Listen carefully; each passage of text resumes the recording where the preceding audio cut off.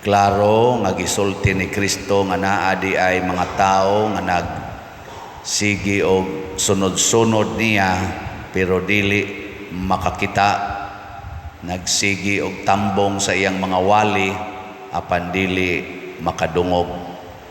Kamoron ni aman moron dinhi kakita mo Ginoo, kadungog mo Ginoo.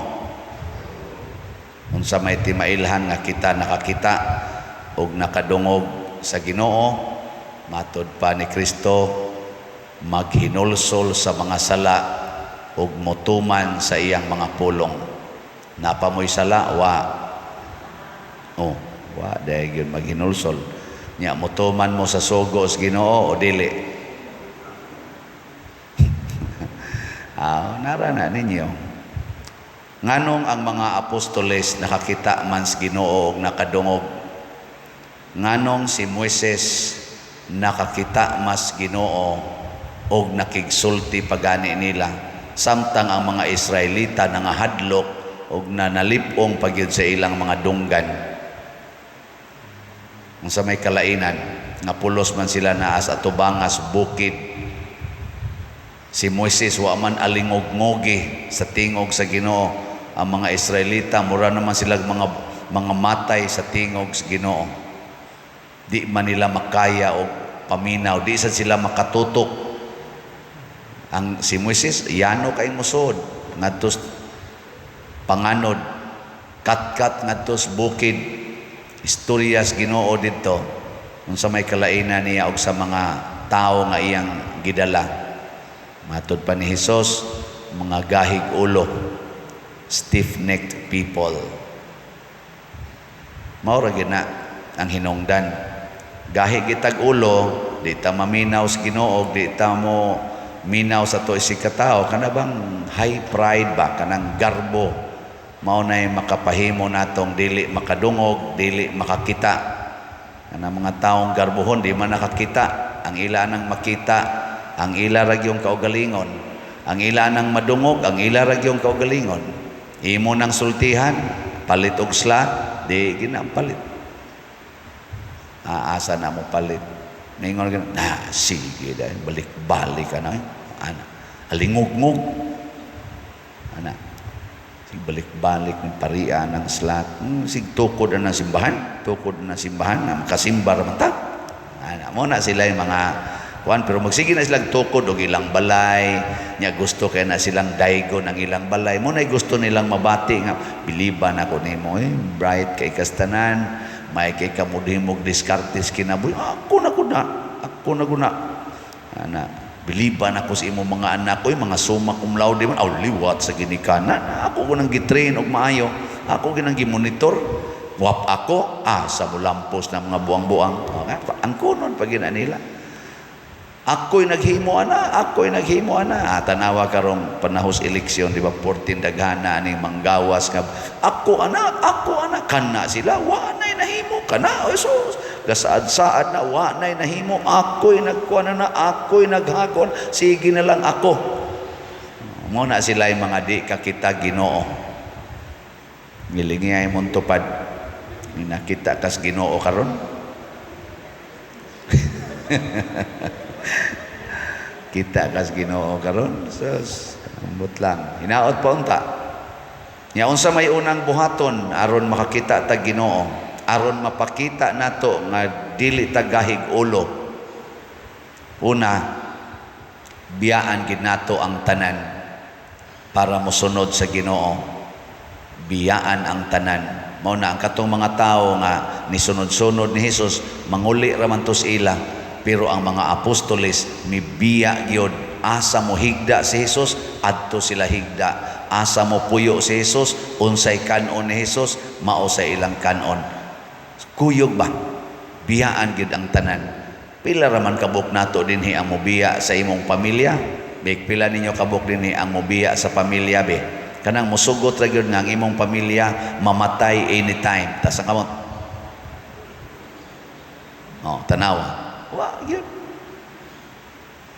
Og diha ta dapita mawa spasing kay kun ang atong pagsimba, ang atong nadunggan nga mga pulong sa Ginoo Mura na ganig musukwahi sa atong paghigugma sa atong mga tao o mga butang nga atong gihigugma, di na taganahan maminaw. Di na taganahan maminaw. Kanang moingon pasayloa lang ang taong nakasala og kapito, niya ang imong anak gi-rape, ang iyang maguwang nga laki gipatay, niya giilog pag inyong yuta, mo pasaylo ka na. Mo pasaylo ka? May mga di, uy, tumudaw, buang ka diya, naibalaod, papriso na, padukta na dito, may mga nilang hiwa-hiwao ng animal. Anak, niya mo din ay gustos Ginoo diya eh. Tubag. Mao na. Niya, mangkuang ka, hambog-hambog ka, nga, nakadungog ka sa Ginoo. Ikaw pa din, sugot ka, wa say siguro. Aw narana nato nganong nakahimo man si San Vicente Ferrer, nganong nakahimo mas Pedro Calungsod, nganong nakahimo man ang mga apostoles, nganong nakahimo man si Lorenzo Ruiz, nganong nakahimo man si Venerable Chupilo Kamomot sa pagbiya sa tanan ug sa paghigugma sa tanan. Apil ng mga kawatan, mga mangingilad ug kadto gani mga satanismo iyang gipang-adto, daghan kay na-converter nga mga satanismo, wa makiglalis, wa makig-away. Si Bishop Chupilo Kamomot nagsigig alagad, mao say gibuhat sa among patron San Juan Maria Vianney, pistahan na karong Agosto 4. Mao sa gibuhat ni St. Francis of Assisi, St. John Bosco ug Mother Teresa of Calcutta, San Roque, San Isidro Labrador. Di mahurot na tog mention porting daghanang nakahimo ani. Sige. Lingi ag usab imong tupad. Ina mosunod kang San Lorenzo Ruiz.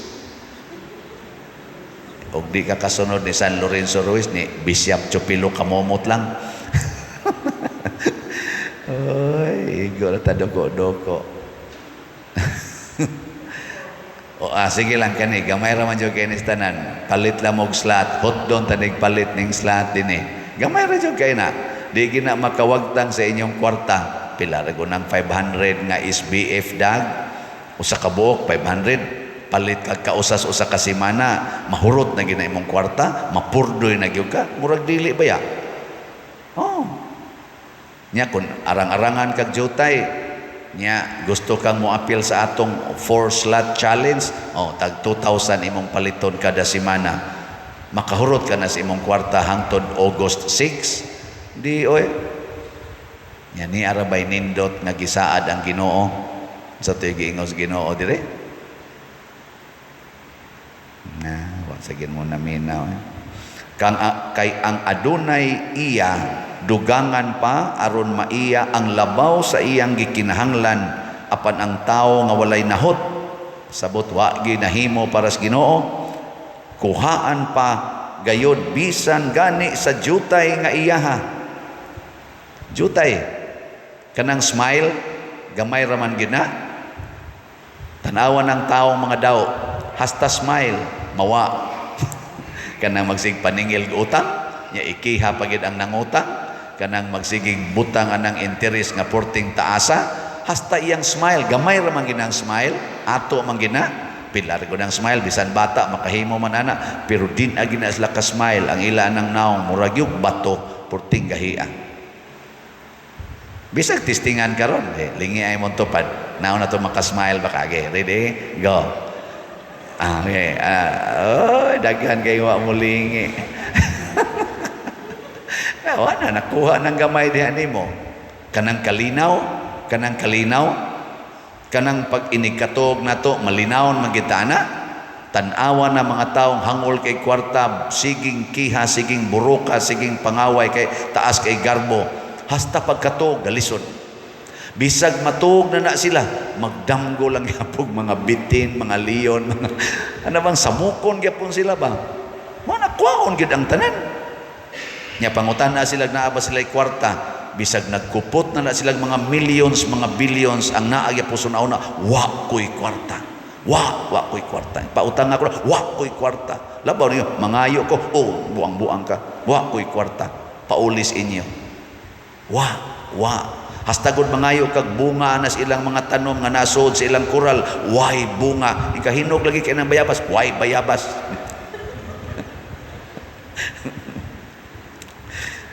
Ay, kabuang Ginoo.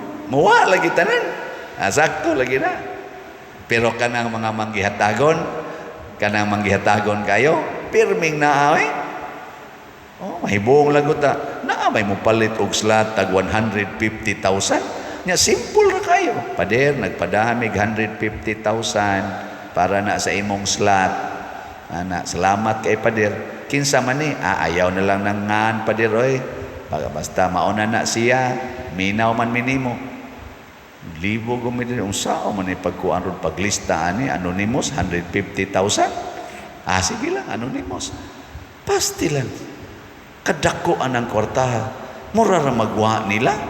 Purti gitingal itong datua. Sus inigadto nimo di man di ay dato. Wa man gani sila sakyanan. Ana. Pero pagka generous. Ngano man kay tagaan pagdaghan ang dunay ila.